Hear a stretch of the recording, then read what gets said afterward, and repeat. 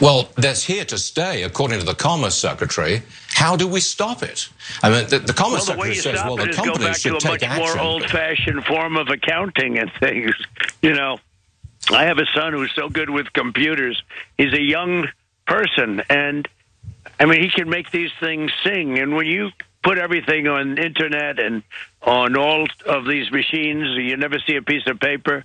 I really think you have to go back to a different form of accounting, a different form of compiling information, because anybody can break in. I mean, I see young people, they can't walk without computers. That what they can do with them is incredible. I'm witness to it because as a young person, my 15-year-old son is, you know, he's just a genius with this stuff.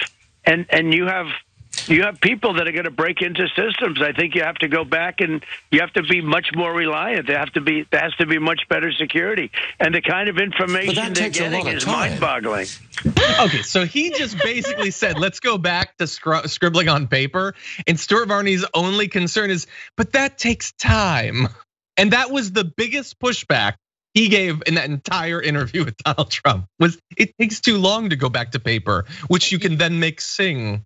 First of all, I love that Trump is not able to name his son multiple times. I have he did get the age right. Which one? 15. But now we know that like Covfefe was an inside job. That was a Barron hit right there. Like Barron's been hacking his dad's phone like for years now. You guys realize that they do amazing things. Once I couldn't get in because, you know, the facial ID was changed. But like, it doesn't. So old man on porch at the end of the bar tells you another story about his son, which is just, he's just watching him do TikTok. That's all he's doing. You know, this is 60 Minutes.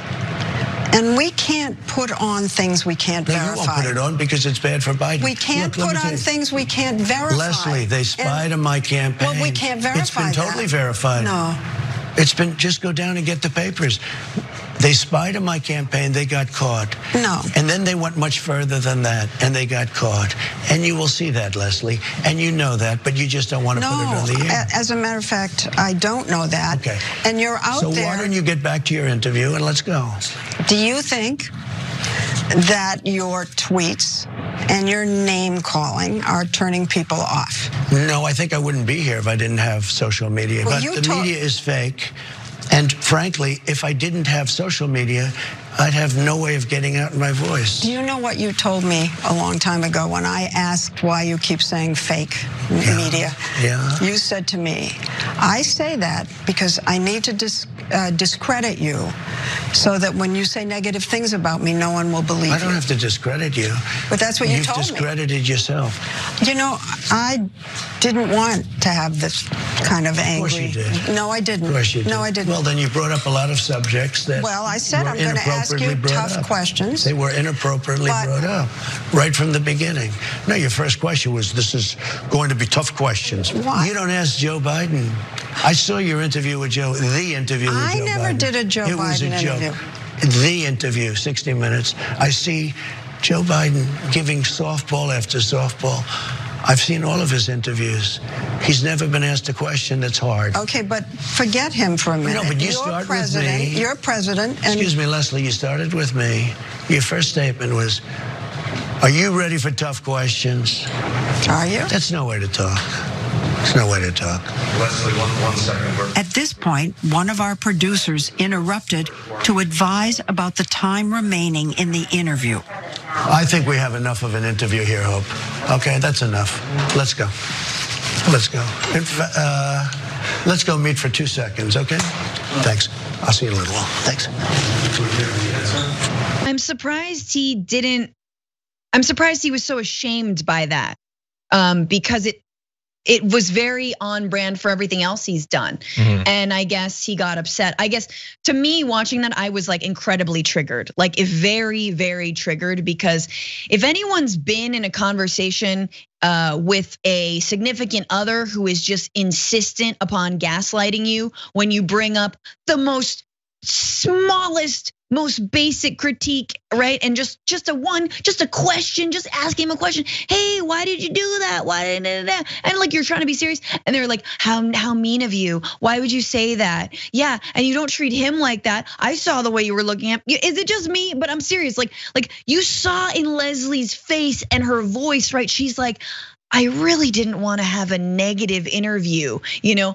And then just trying to explain to him, like, you know, when he's like, oh, Obama spied on me. And she's like, no, like, it's almost like she could add a no honey at the end of that. No, sweetie. Like, she is trying to speak to him with so much caution and care and tiptoeing around his feelings. But then he's just sort of like, well, you started this interview by saying I'm gonna ask you hard questions. And that was no way to start an interview. And it's like, oh my God, you gaslighting, weak sod of a boyfriend. Like, that's like really what it feels like. You're supposed to be our president and you're acting just like this horribly like wounded little boy. It's so pathetic. The figure I look at is death. And death is going up now. Okay, and it's 1,000 a day. If you look at death. Yeah, it's going up again. Let's look. Daily death. Take a look at some of these charts. I'd love to. We're gonna look. Let's look. And if you look at death. Yeah, it's started to go up again. One. Well, right here, the United States is lowest in numerous categories. We're lower than the world. Lower than the world? Lower than what is that? Europe. In what? Look. In what? Take a look. Right here. Here's case death. Oh, you're doing death as a proportion of cases. I'm talking about death as a proportion of population. That's where the US is really bad. Well, much worse than South Korea, Germany, etc. You can't do that. You have Why to go, can't I do that? You have to go by where, look, here is the United States. You have to go by the cases. The cases. Why not as a proportion of population? When we have somebody, what it says is when you have somebody that has where there's a case. Oh, okay. The people that live from those cases. It's surely a relevant statistic to say if the US has X population and X percentage of death of that population versus South Korea. You have to go by the cases. Well, look at South Korea, for example. 51 million population, 300 deaths. It's like, it's crazy compared to that. I do. It's on the. Don't know that. You think they're faking their statistics? South Korea, I won't advanced get into country, that because I have a very good relationship with the country. He is asserting there without saying Just a minute, South Sean. Korea. Just a minute. Wait, but what's on those? Are there Hold on, charts? Take a look at this. Who handles papers like that? Somebody who hates things written down, who hates information, is deeply suspicious of it. I trust you with that material more. What if you didn't know anything about science, the scientific method, how to investigate hypotheses, but you wanted to look like you did, and so you got some of the props, but you don't know it, and you're deeply suspicious of it, so you just got some charts printed out with big fat bars, and you don't even know what it says. You wouldn't actually, you'd be able to fool other idiots with that, but you wouldn't be able to fool intelligent people, and that is what we're seeing in this interview.